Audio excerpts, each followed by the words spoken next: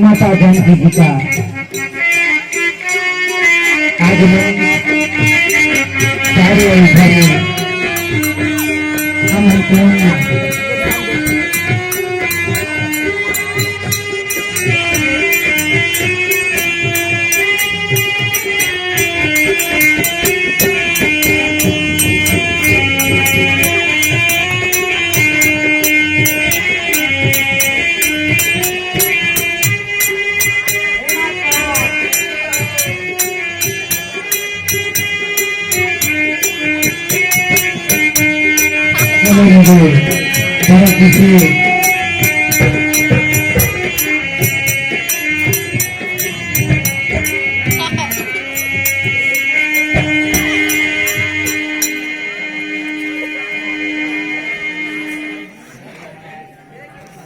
राजा जी,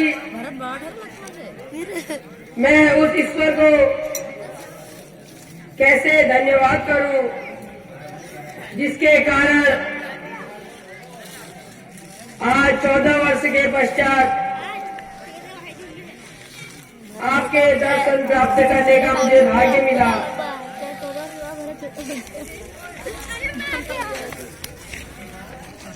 हे नाथ, आपके 14 वर्ष की अवधि किस प्रकार व्यतीत हुई,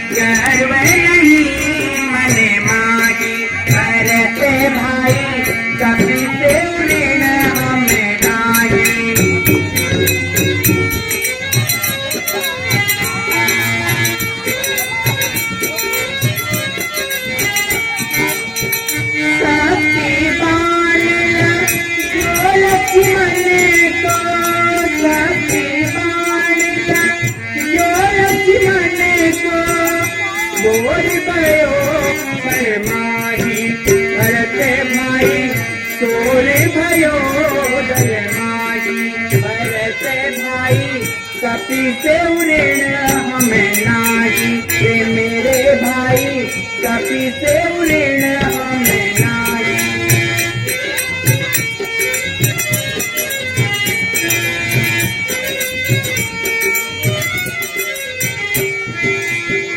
द्रोणागिरि पर मत ले आयो, द्रोणागिरि पर मत ले आयो, बोले होन नहीं पाई भरत भाई, बोले होन नहीं पाई मेरे भाई कपि से ऋण हमें नाही।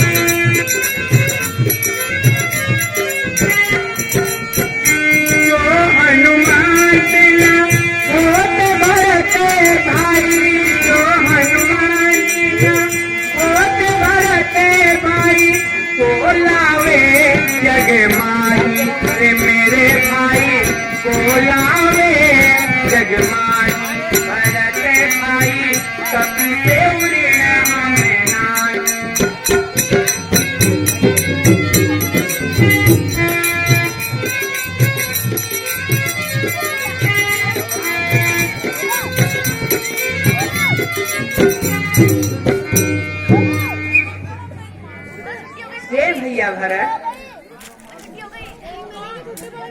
तुझ जैसा भाई तो इस समस्त संसार में दुर्लभ है। अब तुम्हें 14 वर्ष की अवधि मैं क्या कथा सुनाऊं। तुम सभी को कुशल देखकर मेरे सारे कष्ट दूर हो गए। जो भी मैंने 14 वर्ष पर्यंत कष्ट उठाए, उन सब में हनुमान का ऋण मैं कभी नहीं चुका सकता। सीता का हरण होने पर हम दोनों भाई खोजते खोजते ऋष्यमुख पर्वत पर पहुंचे, जहां हमारी महाराज सुग्रीव से मित्रता हुई। दोनों ही एक दूसरे की सहायता हेतु तैयार हो गए और सारा वानर सेना जय जयकार करने लगे। बस उसी दिन से सभी जनक नंदनी की खोज में निकल गए। तभी हनुमान ने तो वह समुद्र नांग कर लंका में सीता का पता लगाकर तत्पश्चात सारी लंका को जलाकर वहां से लौट आए। हे भैया भरत, फिर भी अपने मन में उन्होंने कभी अहंकार और गर्व नहीं किया। इसलिए आगे चलकर हम लंका में पहुंचते ही युद्ध में भैया लक्ष्मण को शक्ति बाण लगी। शक्ति बाण लगते ही सारा रामादल भयभीत हो गया था भैया। तब भी पवन पुत्र ने उसी समय सुबह होने से पहले रात ही रात में उस द्रोणांचल पर्वत को लाकर संजीवनी बूटी से भैया लक्ष्मण के प्राण उबारे। तभी उन्होंने मेरी आज्ञा को उल्लंघन कभी नहीं किया और आगे युद्ध चलते चलते ही रावण ने हमें जादुई माया करके हमें दोनों भाइयों को पाताल लोक ले गया, जहां हनुमान ने उसकी दाहिनी भुजा उखाड़कर वहीं उसकी ठिकाने लगा दी। हे भैया भरत, ऐसे प्रवत के गुण में कभी नहीं भूल सकता। चलो भैया, अब शीघ्र ही माताओं के दर्शन करें। सारे नगर वासियों से हमारे दर्शन को आतुर होंगे। जो आज्ञा भैया।